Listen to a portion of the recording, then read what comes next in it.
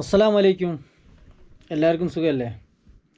അപ്പം കുറേയൊക്കെ നിങ്ങൾ വീഡിയോയിൽ മറ്റുള്ള വീഡിയോ കണ്ടിട്ടുണ്ടാവും. ഷാഹി ഇമാമിൻ്റെ വാക്കുകൾ നിങ്ങളെല്ലാവരും കേട്ടിട്ടുണ്ടാവും. പക്ഷേ നമുക്ക് ഒരുപാട് വിഷമമുള്ളൊരു കാര്യമാണ്. കാരണം ഞങ്ങൾ ഇതുവരെ നമുക്ക് കിട്ടിയ റിപ്പോർട്ട് എന്താണെന്ന് വെച്ചാൽ അവിടെ ഒരു സെക്യൂരിറ്റീൻ്റെ ഇഷ്യൂ കൊണ്ടായിരിക്കും ഷിഹാബ് ഖാനെ കടക്കാൻ പ്രയാസം എന്നൊക്കെ വിചാരിച്ച് അതിന്ന് ശരിയാവും, നാളെ ശരിയാവും, ഷിഹാബ് ഖാനെ എങ്ങനെ കൊണ്ടുപോകണം ആ രീതിയിലൊക്കെ ആയിരുന്നു ഞങ്ങൾ വിചാരിച്ചിട്ടുണ്ടായിരുന്നത്. പക്ഷേ അതൊക്കെ മാറി എല്ലാം നേരെ തല തിരിഞ്ഞിട്ടാണ് വന്നിട്ടുള്ളത്. ഇന്ന് ഷാഹി ഇമാമിൻ്റെ വീഡിയോ കണ്ടപ്പോഴാണ് മനസ്സിലായത് പാകിസ്ഥാൻ ആദ്യം വിസ തരാമെന്ന് പറഞ്ഞ് വാഗാ ബോർഡറിൽ വന്നതിന് ശേഷം തരാമെന്നാണ് പറഞ്ഞത്. കാരണം വിസയ്ക്ക് പൊതുവെ എപ്പോഴും 3 മാസത്തെ വാലിഡിറ്റി ആണല്ലോ ഉണ്ടാവുക. ഒരുവിധം നമ്മളെ മറ്റുള്ള ദുബായിലായാലും മറ്റുള്ള സ്ഥലങ്ങളിലേക്കായാലും വിസയ്ക്ക് 3 മാസത്തെ വാലിഡിറ്റിയാണ് ഉണ്ടാവുക. ശരി, വന്നാൽ തരാമെന്നാണ് പറഞ്ഞത്. പക്ഷേ ഇവിടെ വന്നപ്പം നേരെ തല തിരിഞ്ഞിട്ടാണ് ഉണ്ടായിരുന്നത്, വിസ കൊടുത്തിട്ടില്ല. ഇത് കേട്ടപ്പോൾ തന്നെ ഒരുപാട് വിഷമമുണ്ടായി. നിങ്ങൾക്ക് ഈ ഷാഹി ഇമാമിൻ്റെ വീഡിയോ കണ്ടാൽ തന്നെ നിങ്ങൾക്ക് മനസ്സിലായി. ഈ വീഡിയോ നിങ്ങളൊന്ന് കണ്ടു നോക്ക്. ये पहले तो अपील है भारत के सभी लोगों के लिए भी और हमारे पड़ोसी देश पाकिस्तान की आवाम के लिए भी कि शहाब चतुर साहब ने ये जो पैदल हज यात्रा शुरू की तो पिछले 10-15 दिन से क्योंकि जो यूट्यूबर्स उनके साथ चल रहे हैं उनको पूरी मालूमात नहीं है। वो अलग अलग वजह लोगों को, पूरी दुनिया में जो करोड़ों मुसलमान हैं वो रोज़ाना शहाब चतुर की यात्रा की अपडेट ले रहे हैं, लेकिन मैं ये देख रहा हूँ पिछले 15-20 दिन से पूरी अपडेट जा नहीं रही है। उसकी वजह ये है कि जो यूट्यूब में लोग काम कर रहे हैं चैनल्स में, उन बेचारों के पास मालूमात पूरी नहीं है। तो मैं बड़ी ज़िम्मेदारी के साथ लुधियाना की जामा मस्जिद से आप लोगों को ये बताना चाहता हूँ कि शहाब चतुर साहब बड़ी ही इखलास से, मेहनत से, मोहब्बतों के साथ मक्का मुकरमा पैदल यात्रा करना चाह रहे हैं और वो 3000 किलोमीटर 123 दिन में चल के वाघा के करीब खासा जो है वो पहुंच चुके हैं। लेकिन पाकिस्तान की जो सरकार है, शहबाज शरीफ की जो सरकार है और पाकिस्तान के जो भारत में राजदूत हैं आफ्ताब हसन खान, उन्होंने इस हज यात्री को धोखा दे दिया। मैं समझता हूँ ये धोखा इसलिए दिया गया ताकि ये पहली दफ़ा भारत से कोई बंदा पैदल हज के लिए जा रहा है तो पड़ोसी मुल्क की सरकार के पेट में शायद ये भी दर्द हो गया कि एक भारतीय मुसलमान पैदल हज यात्रा पे जा रहा है और पूरी दुनिया के देश जो हैं उसको देख रहे हैं। शहाब भाई ने बजाते खुद किसी को कुछ नहीं बताया अभी तक। मैं अब तक, क्योंकि वो पंजाब, हम लोग पंजाब के रहने वाले हैं, भारतीय पंजाब के, और मैं उनसे अब तक 3-4 दफ़ा मिल चुका हूँ। मैंने पूरी बात जो उनसे मालूम की है, सारे डॉक्यूमेंट्स मैंने उनसे लिए हैं। तो ये बात बड़ी हैरत की खुल के सामने आई कि आप ये देखिए कि भारत सरकार ने और हमारी जितनी राज्य सरकारें हैं, जो हमारे सूबाई गवर्नमेंट्स हैं, जहाँ जहाँ से शहाब चतुर पैदल गुजरे हैं, हमारी सरकारों ने उनको प्रोटोकॉल भी दिया और सारे धर्मों के लोगों ने उनका जगह जगह स्वागत किया है।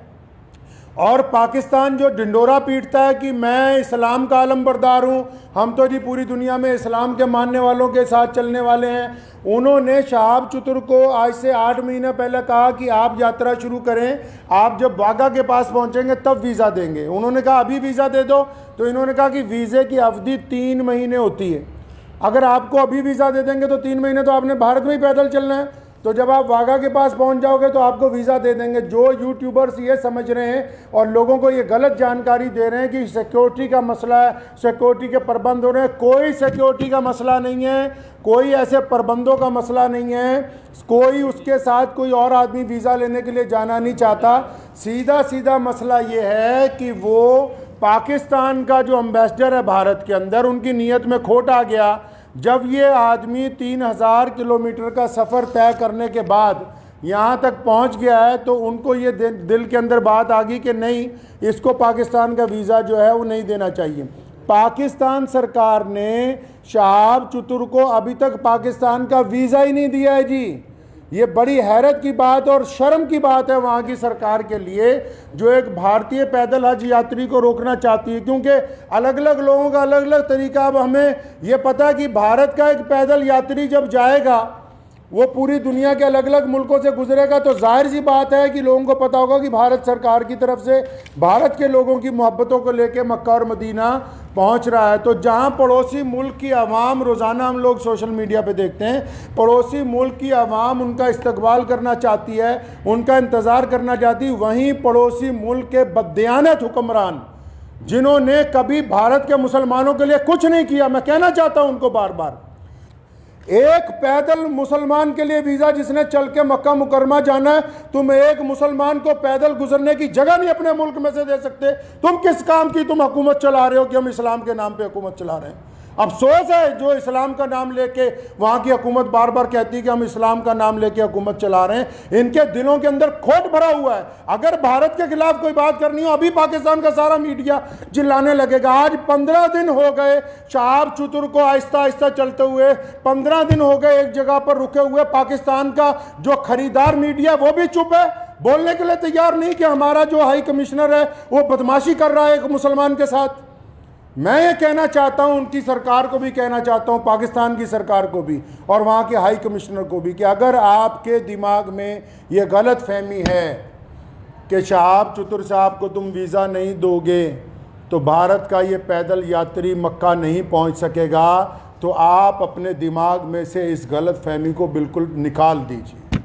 कुरान पाक में अल्लाह ताला फरमाते हैं, वह तुइज़्ज़ु मन तशा व तुज़िल्लु मन तशा, इज़्ज़त तो ज़िल्लत तो अल्लाह ताला देने वाला है, तुम कौन होते हो देने वाले। इसलिए अगर तुम हमें वीज़ा नहीं दोगे, हमारे यात्री को वीज़ा नहीं दोगे पैदल यात्रा करने का, वहाँ से मक्का जाने का वीज़ा, तो ये सारे रास्ते जो इस्लाम की तरफ जाते हैं पाकिस्तान से होके नहीं जाते।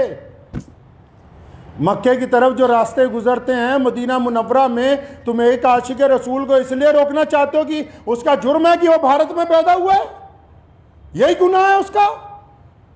अगर तुम ये कहते हो कानूनी पेचीदगियां हैं, फिर इस्लाम के नाम पर काहे की हुकूमत बनाई है। मैं अगर ये मान लो तुम्हारा तर्क पाकिस्तान एम्बेसी का कि 2-4 कानूनी पेचीदगियां हैं, तो तुम कौन सा मुसलमान हो यार। अगर 2-3 कानूनी पेचीदगियां रह गई, अगर पासपोर्ट में या किसी चीज़ में कोई कमी भी होती, तुम खुद पूरी कर देते कि यार हम स्पेशल तौर पर इसको वीज़ा देने के लिए तैयार हैं कि ये बंदा पैदल हज पे जा रहा है। लोग देखिए, आप बिना कानूनी किसी कार्रवाई के हमारी जिस स्टेट में से गुजरा है, चाहे उस स्टेट में भाजपा की सरकार थी, चाहे उस स्टेट में कांग्रेस की सरकार थी, चाहे किसी स्टेट में आम आदमी पार्टी की सरकार है, हर एक स्टेट ने इस पैदल यात्री को प्रोटोकॉल दिया है, हर एक स्टेट ने इसकी सिक्योरिटी का प्रबंध किया है, हर एक स्टेट ने अपने ऑफिशियल साथ में लगाया कि यार मक्के जा रहा है, मदीना जा रहा है पहली दफ़ा कोई भारतीय, हमारी इतनी रियासतों में से वो गुजर के आ रहा, कहीं कोई परेशानी नहीं। तुम्हारे दरवाजे पे पहुंच गया, आप अकड़ गए, क्या बात है, क्यों अकड़ गए जी आप। तो आप क्या समझते हैं कि ये पाकिस्तान से होके बगैर मक्का नहीं जाएगा? जाएंगे अल्लाह के घर पे।